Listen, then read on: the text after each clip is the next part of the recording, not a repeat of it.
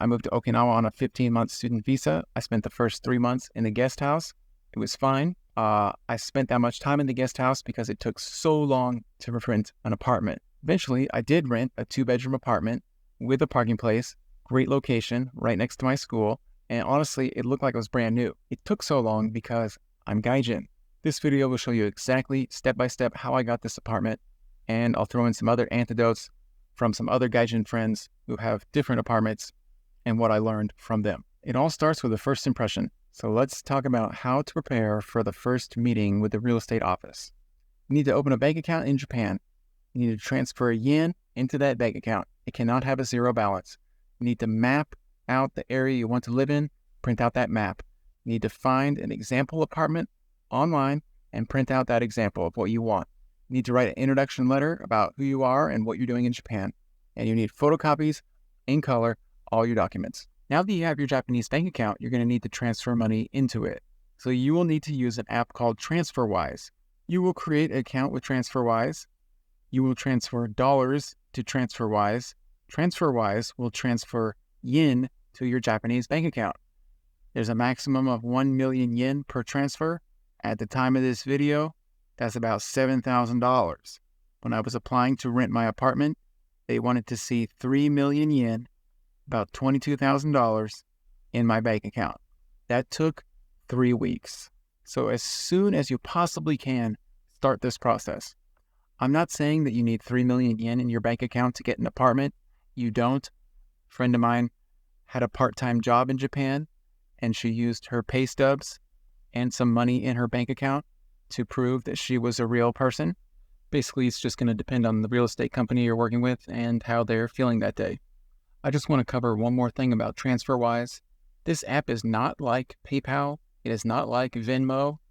The purpose of the app is to transfer money from one bank account, change the currency, and then put it into a different bank account. So when you're setting up your first transfer, the recipient will be yourself. The destination currency will be yen. For the bank name, type in Japan Post. Most likely your account type will be just a basic savings general account. But the trickiest part is the branch name or the branch number. The way you find this number is to log into your JP bank account online. They call this Yucho for some reason. When you're inside your Yucho, you will see your account number. If your account number begins with a 1, you take the second 2 digits and add an 8. If your account number begins with a 0, you take the second 2 digits and add a 9. This is one way to find out your branch number so you can put it into TransferWise. Let's get back to the documents. So once the bank account is established and funded, there's a specific form that you need to show them. That's a certified proof of balance form. You go to the bank, you ask for this form. I think it costs like $10, and you will need to bring your Incon, your personal stamp. Once again, if you don't know what that is or don't have it, watch my video on how to buy a car in Japan, and I'll show you how to get it. Certified Incon. Next step, super easy. Just go on Google Maps, zoom in on the neighborhoods that you want to live in, print out the map, and just trace around it with a big pen. That way they only know to show you the apartments in the areas that you want to live. Sorry to interrupt, but if you're serious about moving to Japan, you need to check out oneyearvisa.com. We've got a lot more videos like this, and we can save you hundreds of dollars on your student visa. Click the link below. Next thing you want to do is you want to go online and you want to search for apartments in the neighborhoods that you want to live in. You go to Goo Home, you go to any number of other websites that have the Japanese apartments listed on them. Select apartment, try and find your ideal apartment. Price range, location, number of bedrooms, parking place. Just find that dream apartment and print it out. Most of the apartments that you see online, you can't rent because you're Gaijin. But they will have other apartments that maybe you haven't seen that you can rent. So just find your dream apartment in your ideal neighborhood, print it out, bring it with you, and they'll know what you want. When you're looking at these apartments, you need to understand what is going on in the fine print. And even the fine print online will be different than the fine print in the real estate office. You look at the rent, it's going to be converted into dollars. You look at the approximate contract amount, that number will change completely, but that's a one-time fee. You look at the key money fee, that's a one-time fee. It could be no key money fee, depends on the apartment. Not listed here is a guarantor company fee, usually 1 month's rent. And if you want a parking place, that's going to be a monthly fee. You take the rent, you take the parking place fee, you take the contract fee, divide it by 12, assuming you're going to stay there for 1 year. Key money fee, divided by 12. Break lease fee, usually about a month rent, divided by 12. The guarantor company fee, divided by 12. Add everything up, and you get your actual monthly rent. They do it this way because it's Japan, but this is the monthly rent for your apartment. You'll be able to get a ballpark of this number when you're looking at the apartments in the real estate office on your first visit. There are so many videos on YouTube that say this money and this fee and that fee, and you can haggle and you can do this. Look, if you're Gaijin and you maybe have someone translating for you, you cannot haggle, you cannot nothing. You can be grateful that they're even dealing with you. So have a mindset that you're grateful that you're going to get an apartment, maybe. So another thing that you need to bring with you when you first visit real estate offices is your introduction letter, which should be in Japanese and English. My name is blank. I'm in Japan because blank. I'll be in Japan for blank months. I have money or a job. I don't have a Japanese guarantor. My current address in Japan is the share house.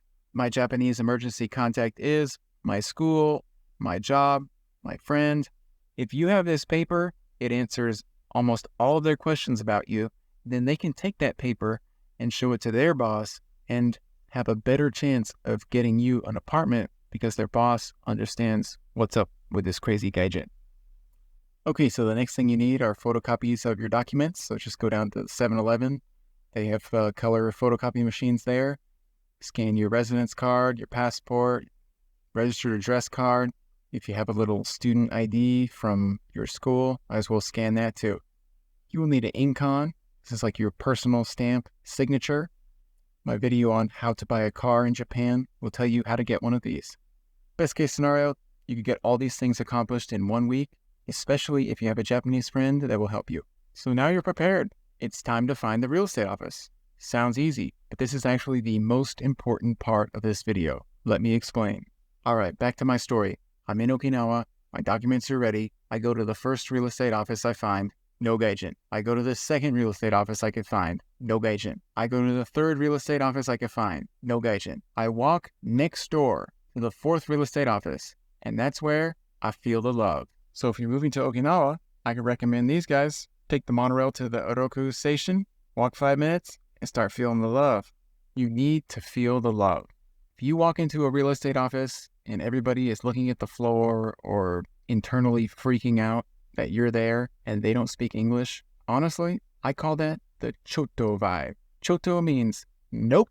So if you walk into a place and you feel the Choto vibe, the nope vibe, just walk out. Here's an example. My friend from Sri Lanka, he goes into a real estate office, he gets the Choto vibe, but he persists. Show me some apartments. They show him the worst apartments. They take forever. Eventually, they show him one apartment. He say, okay, I'll take the apartment. They required him to get 2 Japanese guarantors, which means you find 2 real Japanese people, no Gaijin, and those 2 different people will sign that if you die or if you leave the country, they will pay the rent. It's basically insurance for the property owner. Asking someone to be your guarantor is a big ask, even for a Japanese person. But my friend's a beast, and he had friends, real Japanese friends, in Tokyo, and he went back to Tokyo. He got 2 people signed up as guarantors, came back, and he got the apartment.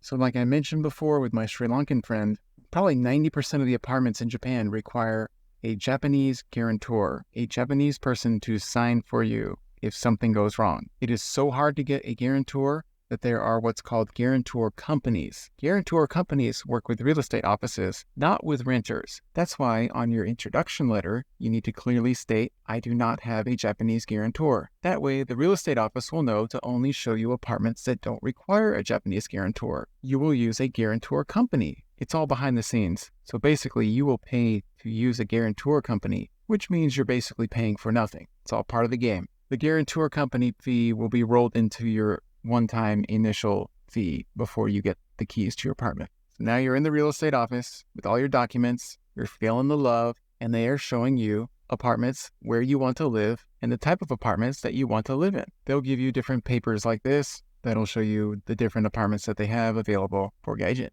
So maybe you might pick 1 or 2 or 3 apartments that you like. The real estate agent will then call the owners of those buildings and ask if they can show the available apartment. You might be able to see an apartment at that exact moment and they'll take you there. Perhaps you might have to wait till tomorrow to see an apartment. In that case, they'll call you or text you through line, and then you can go see that apartment later. After you see the apartments in person, you tell them, I want this particular apartment. The agent will tell you to expect a call from their real estate agent big boss. So they will set an appointment for the big boss to call you and confirm that you are a real person. If you can't speak Japanese, make sure that you schedule this call when you are at work or at school or with someone who speaks Japanese. Your Japanese speaking person or teacher or coworker will speak to the big boss and everything will magically be okay. So your real estate agent will schedule a second visit to the office. They'll review the lease with you and your Japanese friend. You'll stamp it randomly with your ink on. You'll have your debit card for your bank. They'll charge it. They'll give you a big packet of papers, including a copy of your lease and including information about this app. This is kind of like a maintenance request app. Toilet's stopped up, kitchen's on fire, I've got some kind of problem. You use this app to report the problem and schedule some kind of repair guy to come over. If you have an American phone, this app will not work. I bought a super cheap used Japanese phone for $30 and put the app on the Japanese phone. The phone runs on Wi-Fi. I use it for other things, but if I needed to use the app, I have it on this secondary cheap Japanese phone. You might get your keys on that second real estate office visit, but you probably won't. It might be a few more days. So on the third real estate office visit, the key getting visit, please bring your real estate agent a gift. Flowers, cookies, tropical fruit, just something to show some gratitude. So thanks for watching. Check out my other videos on life in Japan.